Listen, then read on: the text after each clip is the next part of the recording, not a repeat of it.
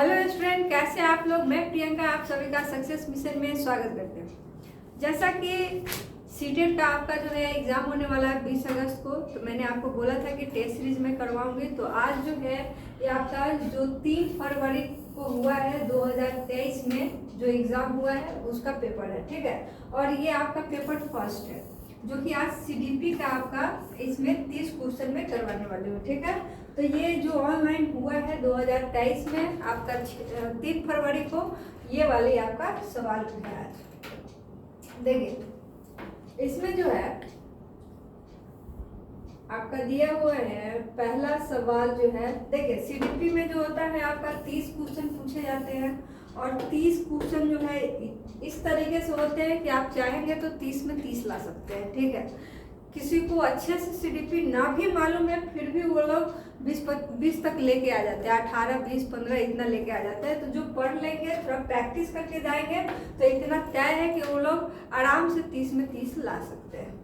जैसे इसका पहला सवाल है कि बच्चे समय की एक विशिष्ट अवधि तक बहुत सरलता के साथ भाषा सीखते हैं क्योंकि उस अवधि में वे पर्यावरणीय प्रभावों के साथ प्रतिक्रिया करते हैं। इस अवधि को विकास के किस अवधि के रूप में जाना जाता है। तो देखिए जो छोटा बच्चा होता है, कहा जाता है कि आपका छोटे से लेकर 5 साल तक के जो बच्चे होते हैं वो पर्यावरणीय एक्टिविटी को समझने में, प्रतिक्रिया करने में बहुत ही उस टाइम उनका संवेदनशील अवस्था होता है, ठीक है। इसलिए उस टाइम में अगर भाषा कोई भी लैंग्वेज हो, एक बार में 2-3 लैंग्वेज भी बच्चा सीख जाता है। लेकिन 5 साल 6 साल के बाद जब बड़े होते हैं तो कोई भी भाषा सीखना क्या हो जाता है, कठिन हो जाता है। तो यहाँ पर जो वो अवस्था है जब बच्चा सीखता है भाषा, तो वो आपका कौन सा अवस्था होगा, संवेदनशील अवस्था होगा, ठीक है। संवेदनशील, क्षेत्रीय नहीं होगा, अप्रतिक्रियात्मक नहीं होगा क्योंकि ये क्रिया करता है पर्यावरण के साथ, इसलिए अप्रतिक्रियात्मक नहीं होगा। विशिष्ट भी, असामान्य भी नहीं कर सकते हैं। असामान्य का मतलब है कि एक स्पेशल बच्चा है जो सीखता है और नहीं सीखता है। लेकिन ये जनरली होता है कि कोई भी बच्चा है जो कि पर्यावरणीय प्रभावों के साथ प्रतिक्रिया करता है, छोटे बच्चे रहते हैं तो, और 5 साल तक वो लोग भाषा बहुत आसानी से सीखते हैं। तो उस अवस्था को हम लोग संवेदनशील अवस्था बोलते हैं। क्लियर है। चलिए नेक्स्ट सवाल है आपका। नेक्स्ट है, एक माँ ने देखा कि उसका एक जुड़वा दूसरे की तुलना में चलना सीखने में अधिक तेजी से प्रगति कर रहा है। सीखने के इस भिन्नता से विकास का कौन सा सिद्धांत जुड़ा हुआ है, ठीक है। अब देखिए एक ही माँ के जुड़वा बच्चे जो होते हैं, जुड़वा 2 बच्चे होते हैं जो कि उनमें भी भिन्नता होती है, इंडिविजुअल डिफरेंसेस होती है। तो दुनिया में कितने भी जुड़वे होंगे या जो भी है जो देखने में हम शक्ल जैसे होंगे, फिर भी वो उनमें भिन्नता पाई जाती है। इसमें अब ऑप्शन दिया है, व्यक्तियों में विकास सिर से पैर तक होता है, तो ये ऑप्शन नहीं होगा, ठीक है। हर किसी में विकास चरण दर चरण आगे बढ़ता है। फिर आपका दिया है कि अलग अलग व्यक्तियों में विकास अलग अलग गति से होता है। तो देखिए अलग अलग व्यक्ति में विकास अलग अलग गति से होता है, चाहे वो एक ही माँ के 2 बच्चे हो या जुड़वा बच्चे हो, ठीक है।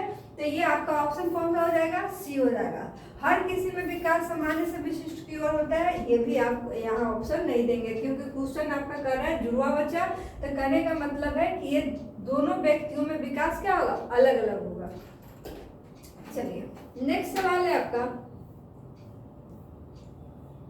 दिया है कि 6 वर्षीय लड़का मनीष दुनिया और दूसरों के अनुभवों को केवल अपने ही दृष्टिकोण से देखता है और दूसरे के दृष्टिकोण समझने में असफल है। कहने का मतलब है कि वो अपने ही दृष्टिकोण से पूरे दुनिया को समझता है और दूसरे के दृष्टिकोण को समझता नहीं है, ठीक। यह किसका प्रतिनिधित्व कर रहा है, मतलब अपना ही बात को लेकर रट रहा है, दूसरे के चीजों को समझना नहीं चाहता, ठीक है। तो ऐसा संरक्षण होता है नहीं, प्रतिवर्ती चिंतन होता है नहीं, आत्म केंद्रीयता। तो देखिए आत्म केंद्रीयता में क्या होता है कि बच्चा सिर्फ अपने ही बारे में बात करता है, ठीक। अपने ही बोले हुए चीजों को वो सही मानता है और उसी को लेकर के आगे बढ़ता है। तो यहाँ क्या हो जाएगा आपका, ऑप्शन 2 हो जाएगा। वैज्ञानिक तार्किकता भी यहाँ पे आपका नहीं होगा, ठीक है। चलिए नेक्स्ट सवाल है आपका, लॉरेंस कोहलबर्ग के नैतिक विकास के अनुसार एक व्यक्ति को नैतिक विकास की कानून और व्यवस्था चरण में है, इसका मत होगा। ठीक है, अब लॉरेंस कोहलबर्ग ने जो है नैतिकता विकास दिया था और उनके अनुसार जो है कानून और अधिकारी की आज्ञा पालन करना चाहिए। ठीक है, तो इसमें देखिए वो ऑप्शन कहाँ है, यहाँ दिया है कानूनों तथा नियमों का पालन अन्य व्यक्तियों को प्रसन्न करने के लिए करना चाहिए, कि आप हम जो है नियम का पालन कर लेते हैं, कानूनी नियम का, आप खुश हो जाएंगे। तो ऐसा कोई लोग है क्या? नहीं। फिर उसके बाद है कानून तथा अधिकारियों की आज्ञा का पालन करना चाहिए जिससे सामाजिक प्रणाली सुगम बनी रहे। ठीक है, सामाजिक व्यवस्था जो है वो सबके लिए एक जैसा होता है, वो सुगम बनी रहे, तो ये हो सकता है। आगे पढ़ते हैं कि कानून तथा नियमों का पालन दंड से बचने के लिए करना चाहिए। तो देखिए कानून तथा नियमों का पालन सिर्फ दंड से बचने के लिए करना चाहिए कि सामाजिक व्यवस्था के लिए करना चाहिए, तो ये भी आपका नहीं होगा।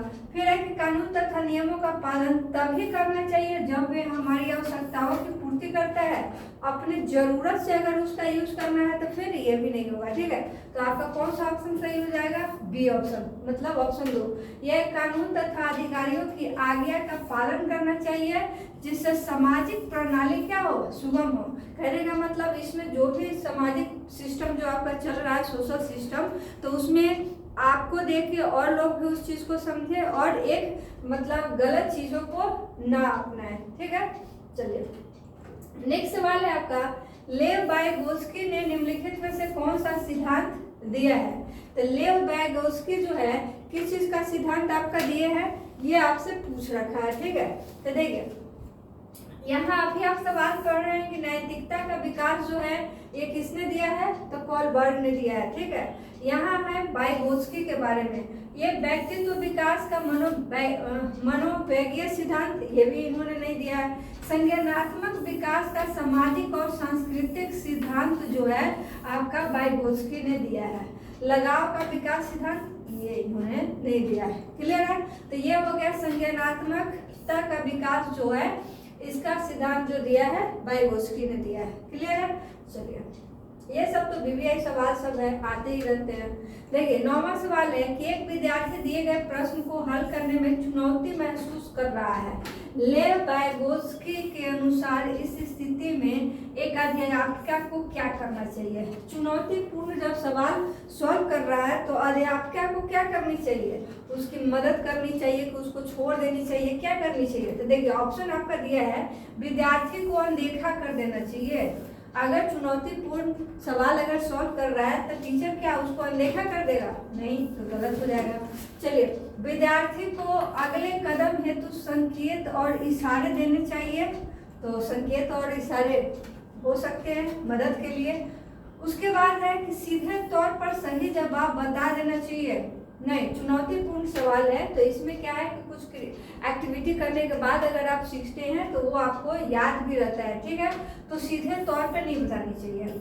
उसके बाद है सवाल को हल न कर पाने के लिए विद्यार्थी को दंडित करना चाहिए। अब देखिए अगर सवाल सॉल्व नहीं होगा तो क्या स्टूडेंट को पीटेंगे या दंडित करेंगे? तो ये सब भी नहीं करना है।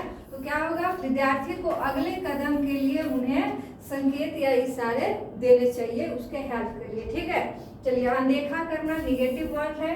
ठीक है, और दंडित करना भी निगेटिव वर्ड है, ये सब नहीं आते हैं। अगला सवाल है आपका 10 नंबर, एक प्रगतिशील कक्षा में विद्यार्थियों को किस ओर केंद्रित होना चाहिए?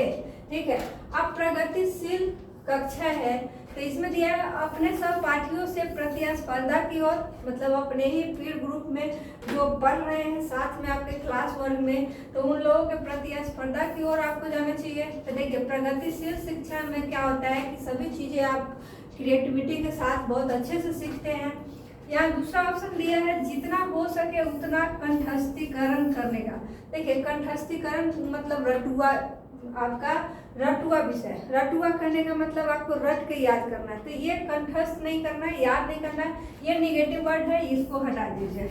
उसके बाद है मूर्त पुरस्कार जैसे ट्रॉफी जीतने की ओर होनी चाहिए। तो मूर्त पुरस्कार, अब ट्रॉफी जीतना है कहने का मतलब ये एक तरफ से आपको आपको ट्रॉफी दे रहा है, पुरस्कार दे रहा है और तब आपसे ये करवा रहा है, ठीक है। तो प्रगतिशील शिक्षा में इस तरीके की चीजें नहीं होती है। चौथा है कि सक्रिय भागीदारी द्वारा ज्ञान अर्जन करना चाहिए, ठीक है।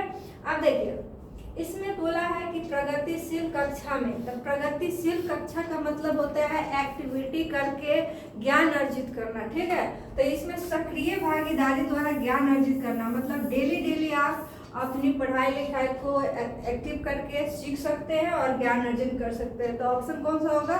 चौथा ऑप्शन।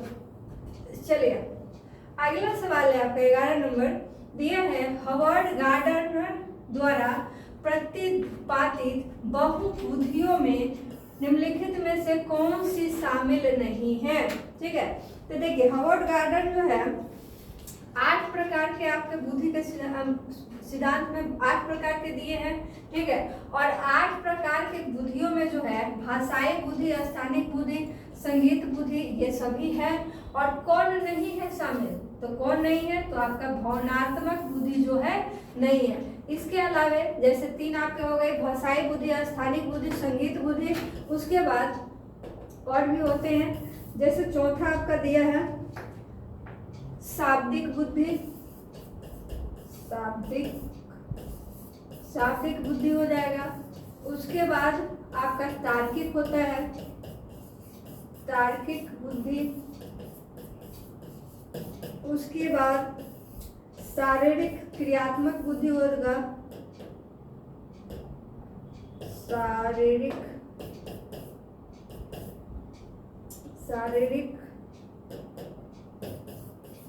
क्रियात्मक बुद्धि।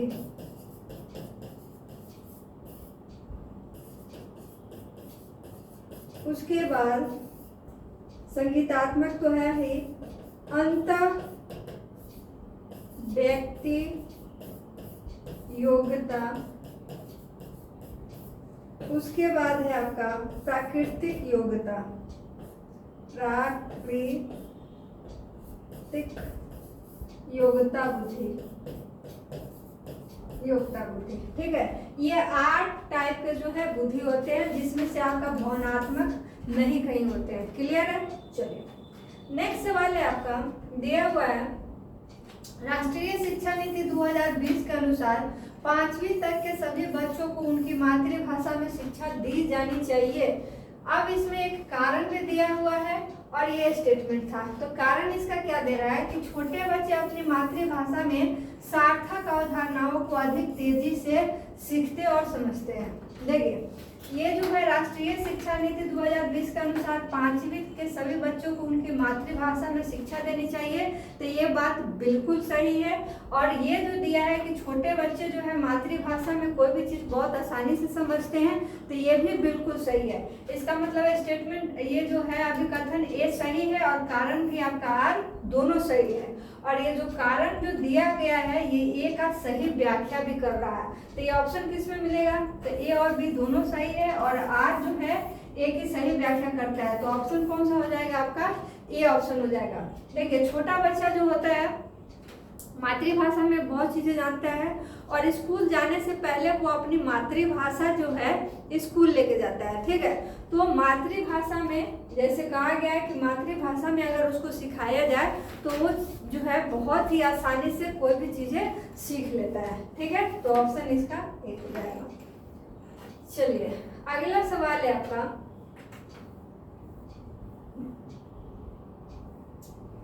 एक अध्यापक को विद्यार्थियों में प्रचलित जेंडर रूढ़िवादों से किस प्रकार निपटना चाहिए? जेंडर रूढ़िवादों का मतलब हो गया कि देखिए लड़का और लड़की वाला हमारे समाज में जो आपका ये दिया गया है, जैसे बहुत लोग जो है लड़के को समाज में बहुत अच्छा नहीं मानते हैं, लड़के लोगों को मानते हैं। बहुत चीज़ है कि लड़की जो होती है पढ़ाई धन होती है, दूसरे के घर उसे जाना होता है, और लड़का लोग क्या होता है पढ़ाया धन नहीं होता है, वो अपने यहाँ रहता है और ससुराल जाना जो है अपमानजनक मानते हैं, ठीक है। ऐसी चीज़ें हैं तो उसे बोलते हैं जेंडर रूढ़िवादी। और इसमें शिक्षा से भी रिलेटेड है कि लोग इसमें भी बोला जाता है कि लड़कियां दिमाग से कमजोर होती है इसलिए मैथ में फेल होती है, मैथ समझ में नहीं आता है। लड़के लोग दिमाग से मजबूत होते हैं, इसलिए उन्हें पढ़ने का भी अधिकार है और मैथ में अच्छे होते हैं, ये सभी इसमें आते हैं।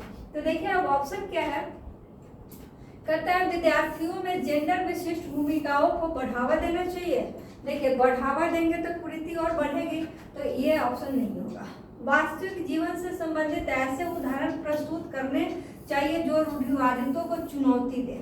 अब देखिए रूढ़िवादियों को चुनौती देना ये आपका सार्थक चीजें हैं। कहने का मतलब आप एग्जाम्पल दे सकते हैं कि कोई क्लास में अगर बहुत सारे बच्चे पढ़ते हैं तो एक बच्चा की माँ जो है ऑटो चलाती है, तो आप ऐसे बोल सकते हैं कि उनकी माँ को लेके आइए ताकि वो ऑटो चलाती है, तो सभी बच्चे को भी लगे कि यहाँ पे जो है जेंडर रूढ़िवादिता जो है खत्म हो रही है, क्योंकि ये नहीं कह सकते हैं कि औरतें जो है घर से बाहर का काम नहीं कर सकती है। ठीक, तो ऐसे लोगों को बुलाकर एग्जाम्पल भी देनी चाहिए। ठीक है, तो यहाँ है वास्तविक जीवन से संबंधित ऐसे एग्जाम्पल दीजिए जो कि रूढ़िवादी को क्या करे, चुनौती दे। तो आपका ऑप्शन कौन हो जाएगा, बी ही ऑप्शन हो जाएगा। यहाँ तीसरा में दिया है कि विद्यार्थियों के एक समान जेंडर आधारित समूह बनाने चाहिए। तो इसका तो कहने का मतलब एक समान जेंडर रूढ़िवादी बना रहे हैं, तो वहाँ पर भी पक्षपात हो रहा है। कक्षा में जेंडर आधारित मुद्दों पर बात नहीं करनी चाहिए, तो ये तो होगा ही नहीं। ठीक है, चलिए अगला सवाल है आपका कि एक बहुसांस्कृतिक कक्षा में अध्यापक को क्या करना चाहिए। बहुसांस्कृतिक कक्षा करने का मतलब है कि बहुत अलग अलग संस्कृति के वहाँ पे बच्चे हैं और उनके बारे में। तो कहता है केवल प्रबल समूह की सांस्कृतिक प्रथाओं को प्रधानता देनी चाहिए। अब देखिए इसमें जब भी केवल आ जाए, जिस ऑप्शन में केवल आ जाए आपको पूरे पढ़ने की जरूरत नहीं है। ठीक है, केवल वाले को पहले ही इसको काट दीजिए, ये सभी के सभी रावण हैं और रावण किसी को पसंद नहीं है। ठीक है, तो ये केवल जो है निगेटिव वर्ड है, इसको हटा लेंगे। उसके बाद है कि प्रबल समूह की सांस्कृतिक प्रथाओं की नकारात्मक प्रस्तुति करनी चाहिए। तो नकारात्मक प्रस्तुति आप ही बताइए, करनी चाहिए? नहीं, बिल्कुल नहीं, ये भी नहीं होगा। चौथा ऑप्शन है विद्यार्थियों के सामाजिक सांस्कृतिक अनुभवों के संदर्भ में उनकी व्यक्तिगत भिन्नताओं का सम्मान करनी चाहिए। तो ये आपका ऑप्शन कौन सा हो जाएगा, राइट आंसर 4 हो जाएगा। चलिए नेक्स्ट सवाल है, जब आकलन विद्यार्थियों के किसी कौशल संबंधी बोध और समझ या पाठ के अधिगम और शिक्षण प्रक्रिया के दौरान किया जाता है तब इसे क्या कहा जाता है। देखिए शिक्षण प्रक्रिया के दौरान जब आकलन होता है तो उसे हम लोग कहते हैं अधिगम के लिए आकलन। ठीक है, अधिगम के लिए आकलन ये होता है। इसमें 3 टाइप का होता है, एक अधिगम के लिए आकलन, एक अधिगम का आकलन, ये अधिगम के आकलन। ठीक है, तो इसमें क्या हो जाएगा, अधिगम के लिए आकलन। चलिए सभी विद्यार्थियों को उनकी योग्यताओं में विभिन्नता होने के बावजूद उनके संभाव्य गुणों की प्राप्ति के लिए अवसर प्रदान करना किस प्रकार की कक्षा का मुख्य उद्देश्य है।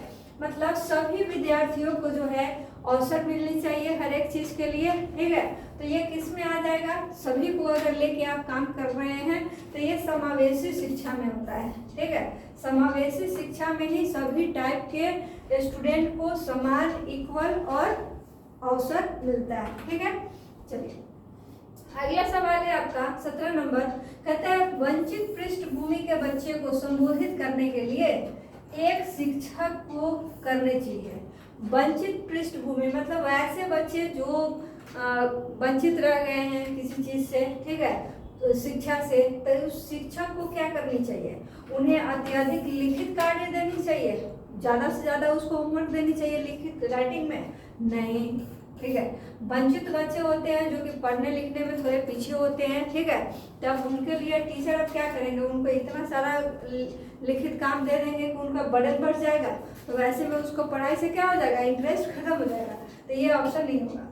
दूसरा ऑप्शन है कि उनका संदर्भ के बारे में और जानने का प्रयास करेंगे और उन्हें कक्षा में चर्चा में शामिल करेंगे। कहने का मतलब है कि उस बच्चे के बारे में सही गलत सभी जानेंगे, उसको जानने का प्रयास करेंगे, कहाँ दिक्कत हो रहा है, नहीं हो रहा है। उसके बाद उन्हें कक्षा चर्चा में जो है क्या करेंगे, शामिल भी करेंगे। तो ये आपका ऑप्शन हो सकता है। अगला देखते हैं कि उन्हें कक्षा में अलग से बैठाएं, नहीं, अलग से बैठाएंगे तो फिर से आपका क्या हो जाएगा, निगेटिव बात हो जाएगी। उन्हें अनदेखा करना, अनदेखा आपका निगेटिव बात है तो ये भी आपका गलत, तो ऑप्शन आपका क्या होगा, 2 ही सही होगा। क्लियर है? चलो नेक्स्ट सवाल है आपका 18 नंबर, कहता है निम्नलिखित में से कौन सी अधिगम अशक्तता किसी व्यक्ति के संतुलन, शारीरिक निपुणता और हाथ आंख सामंजस्य की क्षमता को प्रभावित करती है। ठीक है, अब देखिए इस तरीके का डिसेबिलिटी होता है तो पठन वैकल्य, ठीक है, इसको डिसलेक्सिया बोलते हैं। गुणज वैकल्य इसको डिस्कैलकुलिया बोलते हैं। भाषा वैकल्य, ठीक है, अफेजिया इसको बोलते हैं। उसके बाद गति समन्वय वैकल्य, ठीक है, तो ये आपका ऑप्शन हो जाएगा गति समन्वय। इसमें क्या होता है, इसमें होता है कि आपका जैसे आंख है, हाथ है, ठीक है, और चलिए तो ये जो है आपका जैसे डिसलैक्सिया हो गया, डिस्फेजिया हो गया, डिसकैलकुलिया बोलते हैं, मतलब गुणज वैकल्य। डिसकैलकुलिया मतलब कैलकुलेट से रिलेटेड, अब गुना भाग जोड़ घटाव किसमें करते हैं, कैलकुलेशन में, तो वही हो गया डिसकैलकुलिया। और डिसमॉर्फिया एक होता है। उसके बाद जो है एक बहुत सारे जो है इसमें आपका डिसेबिलिटी होता है, तो डिस जो है डिस्फेजिया जो है आपका ये गति समन्वय वैकल्य हो जाएगा। ठीक है, ठीक है। डिस्प्रैक्सिया इसको क्या बोलते हैं, डिस्प्रैक्सिया लिख देते हैं, डिस्प्रैक्सिया, ठीक है। तो गति समन्वय वैकल्य को कहते हैं डिस्प्रैक्सिया। इसमें क्या होता है कि जैसे आप कोई चीज सोच रहे हैं कि हमें वो पकड़ना है, ठीक है, आपकी शारीरिक संतुलन, ठीक है, शारीरिक निपुणता और हाथ आंख सामंजस्य की क्षमता को प्रभावित करता है। कहने का मतलब गेंद अगर आ रहा है तो आपकी आंख का सामंजस्य है कि गेंद आ रहा है तो पकड़ ले, लेकिन हाथ जो है आपका गेंद को कैच करने में शारीरिक सामंजस्य क्या हुआ, अच्छे से बैठा नहीं, तो गेंद हाथ में नहीं आएगा, कैच नहीं पकड़ेगा, गिर जाएगा। ठीक है, तो इस तरीके के अक्षमता को क्या कहते हैं, डिस्प्रैक्सिया कहा जाता है। ठीक है, चलिए अब पढ़ने से रिलेटेड जो अक्षमता होता है उसे पठन वैकल्य बोलते हैं उसको। ठीक है, चलिए अगला सवाल है आपका, स्वलीनता से जूझने वाले विद्यार्थियों में पहचान हेतु किन विशिष्ट गुणों होने की संभावना होती है, किस गुणों का होने की संभावना होती है। ठीक है, तो स्वलीनता होती है, समझिए अपने आप में ही वो ये लीन होता है। ठीक है, तो संप्रेषण की कठिनाई होती है उन बच्चों में, या सभी के साथ अंतःक्रिया करने की इच्छा होती है, या फिर बुद्धि लब्धि का बहुत कम अवसर होता है, या उच्च स्तरीय जो है सामाजिक बुद्धि जो है कौशल होता है। तो उच्च स्तरीय सामाजिक बुद्धि कौशल होता है, तो इस तरीके का जो है उन्हें मतलब पहचान हेतु स्वलीनता वाला दिक्कत नहीं आता। ठीक है, बुद्धि लब्धि का बहुत कम स्तर होता है, तो ये भी नहीं होगा। उसके बाद सभी के साथ अंतःक्रिया करने की इच्छा, तो अंतःक्रिया करने की इच्छा सभी के साथ, ये भी नहीं होगा। संप्रेषण में कठिनाई, तो संप्रेषण में ही, क्योंकि स्वलीनता जो होता है ऑटिज्म, इसमें जूझते विद्यार्थियों की पहचान हेतु किन विशिष्ट गुणों की संभावना है, तो सबसे विशिष्ट गुण क्या है कि उनके संप्रेषण में, एक दूसरे से बात करने में, अपनी बातों को एक्सप्लेन करने में उनको दिक्कत होता है। ठीक है, तो ये आपका ऑप्शन 1 हो जाएगा, राइट आंसर। ठीक है, नेक्स्ट सवाल है आपका 20 नंबर, कहता है निम्नलिखित में से कौन से सृजनात्मक विद्यार्थी की पहचान विशेषता नहीं है। अब देखिए सृजनात्मक जो बच्चा होता है, जो विद्यार्थी होता है, वो हमेशा कुछ ना कुछ एक्टिविटी करते रहता है, क्रिएटिव एक्टिविटी। क्रिएटिव करने का मतलब अच्छी अच्छी चीज़ों की खोज करना, या कोई चीज़ गिर गया है उसको सही से रखना, सजा के रखना, मतलब क्रिएटिव होना। ठीक है, तो कहता है जिज्ञासा की प्रबल भावना, अभिसारी सोच होना, उच्च स्तरीय समस्या समाधान कौशल, या नौचारी अनूठे, ठीक है, नौचारी अनूठे विचार। देखिए अभिसारी एक होता है और एक होता है अपसारी, एक अभिसारी और एक होता है अपसारी।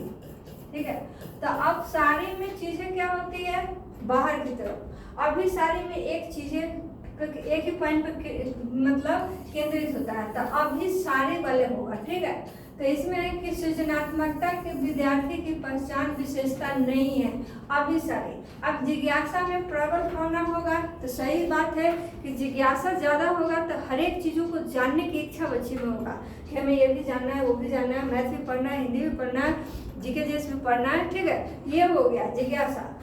एक है उच्च स्तरीय समस्या समाधान कौशल, मतलब उच्च स्तरीय भी प्रॉब्लम मिलती है तो वो भी समाधान कर लेते हैं, तो उसका कौशल। ठीक है, नौचारी अनूठे विचार, तो ये भी आपका क्या है, क्रिएटिविटी में आता है, सृजनात्मक विद्यार्थी में आता है, लेकिन यहाँ नहीं पूछा है, तो नहीं में कौन होगा आपका अभिसारी। अभिसारी में क्या होता है कि हर एक चीज आपका एक ही पॉइंट में आके खत्म हो जाता है, कहने का मतलब वो सीमित हो जाता है वो दायरा। और अपसारी में क्या होता है, एक पॉइंट से हर एक जगह आपका जाता है। ठीक है, तो इसे हम लोग क्या कहते हैं, ये क्रिएटिव में आता है, ये आपका क्रिएटिविटी में नहीं आता है। ठीक है, तो अभी सारे सोच हो जाएगा।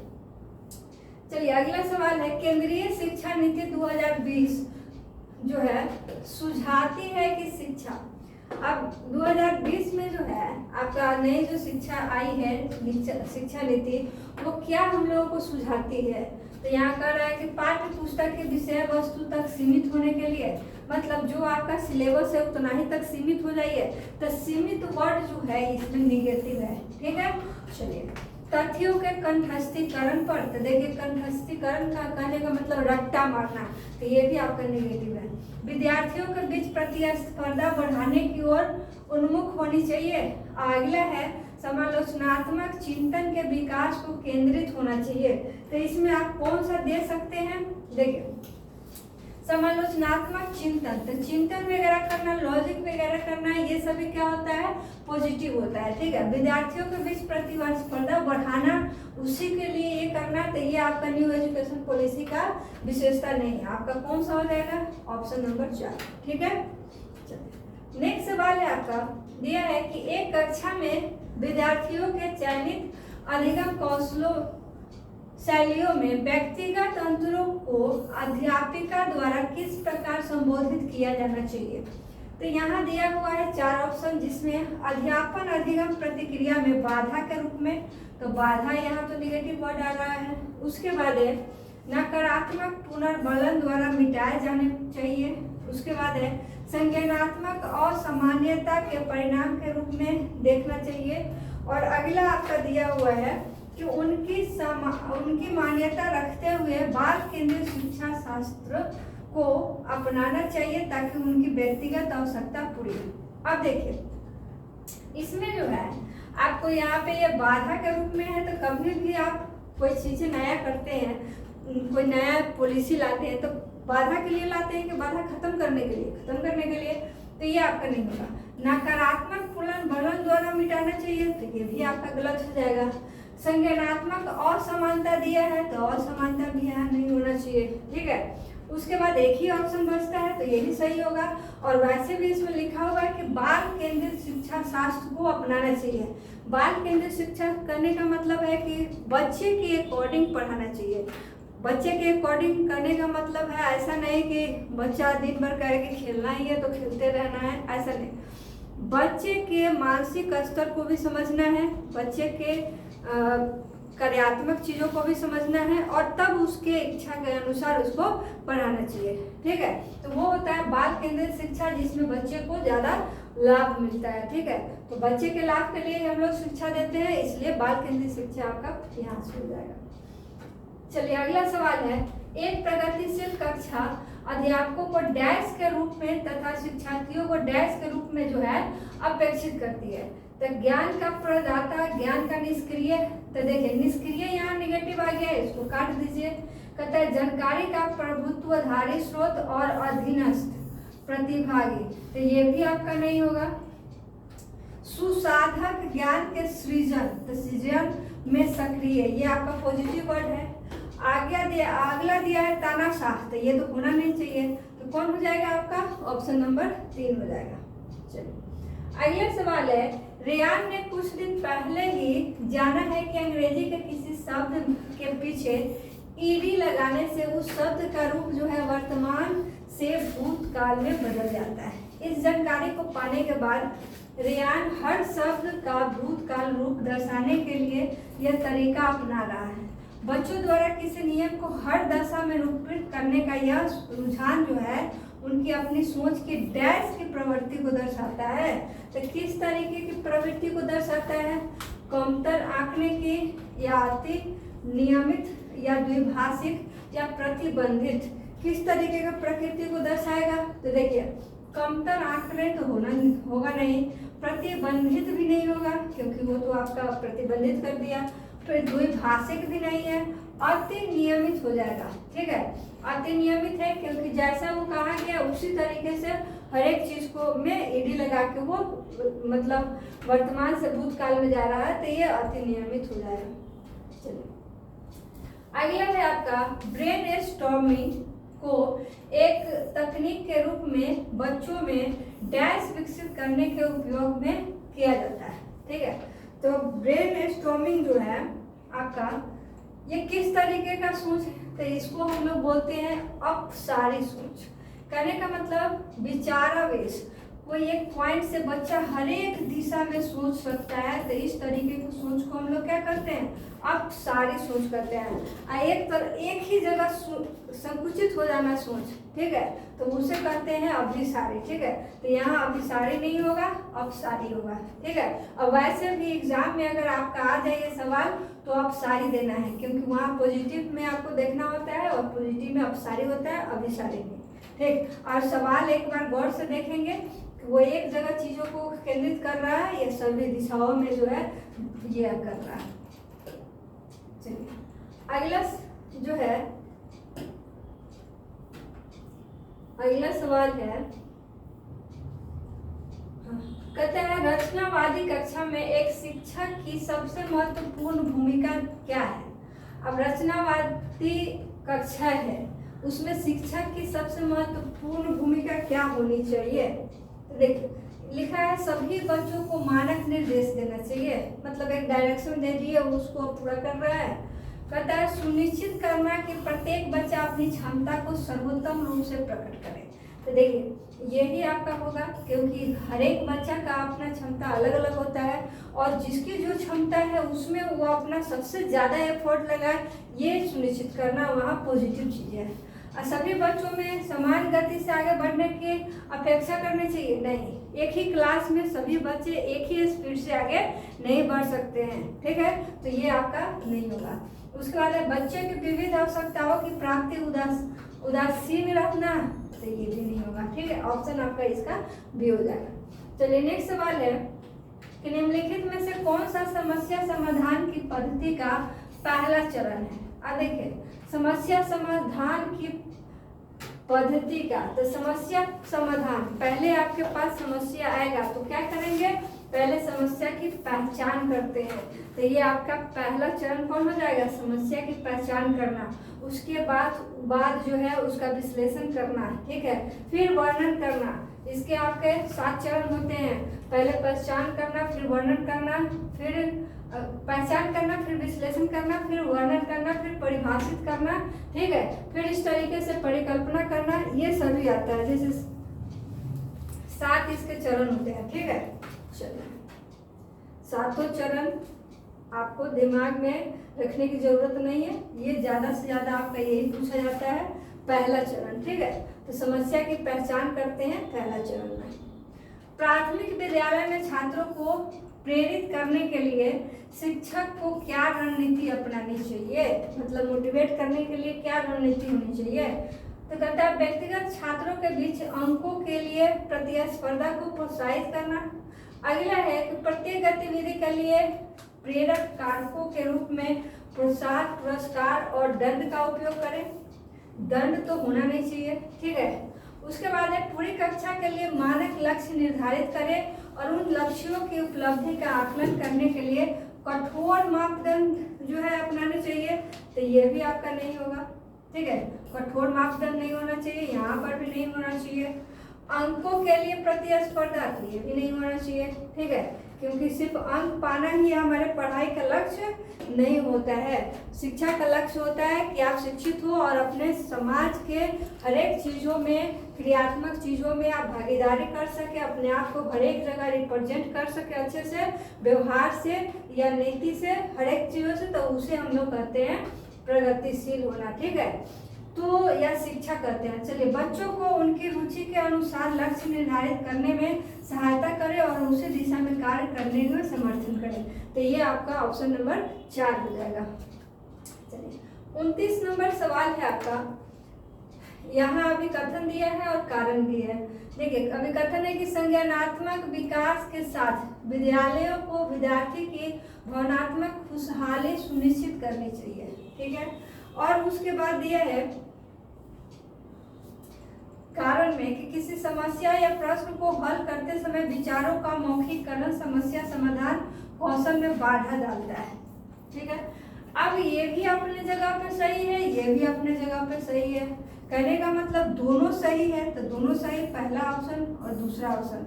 उसके बाद कौन किसकी सही व्याख्या करता है वो देखिए। तो ये है संज्ञानात्मक विकास के साथ विद्यालयों के विद्यार्थियों की भावनात्मक खुशहाली के बारे में बोला है। यहाँ समस्या को हल करते समय विचारों का मौखिककरण समस्या समाधान कौशल में बाधा जाता है। तो ये अलग चीजें हैं। कहने का मतलब आज जो है एक ही सही व्याख्या जो है नहीं करता है। तो ऑप्शन कौन सा हो जाएगा आपका? ऑप्शन बी हो जाएगा राइट आंसर, ठीक है। चलिए, अगला सवाल है, निम्नलिखित में से कौन सा अधिगम प्रक्रिया में सकारात्मक रूप से योगदान नहीं देता है, ठीक है। तो योगदान नहीं देता है ये आपको बताना है। तो देखिए, यहाँ पहला दिया है कुपोषण, दूसरा दिया है समकक्षियों के साथ सहयोग। समकक्षी करने का मतलब है कि आप एक ही कक्षा में पढ़ रहे हैं और कभी न कभी सहयोग तो आपको मिलता ही है। तो ये समकक्षियों के साथ सहयोग तो क्या है आपका? योगदान देता है, यहाँ निगेटिव खोजना है। तो ये तो होता है अपसारी चिंतन, तो ये भी आपका अपसारी चिंतन आपका होता है, क्रिएटिविटी में आता है। चलिए, चर्चाएं हैं, तो चर्चाएं भी करते हैं, तो वो सभी क्या है हम लोग सीखते हैं, उससे सकारात्मक है, ये पॉजिटिव है, ये भी पॉजिटिव, ये भी। आपका कुपोषण क्या हो जाएगा? इसमें योगदान नहीं देता है। कुपोषण आपका सकारात्मक रूप से अधिगम प्रक्रिया में क्या है? बाधा है कुपोषण, ठीक है। तो आपका ऑप्शन क्या हो जाएगा? ऑप्शन ए हो जाएगा।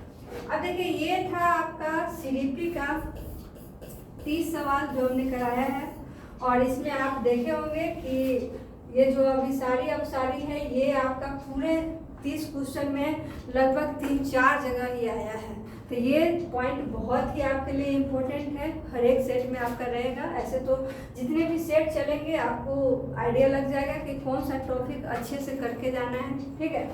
और देखिए, सेट पूरा करते रहना है। सेट पूरा करेंगे तो आपका ये फिक्स है कि आपका स्कोर अच्छा आएगा, एग्जाम अच्छे नंबर से आप पास करेंगे, ठीक है।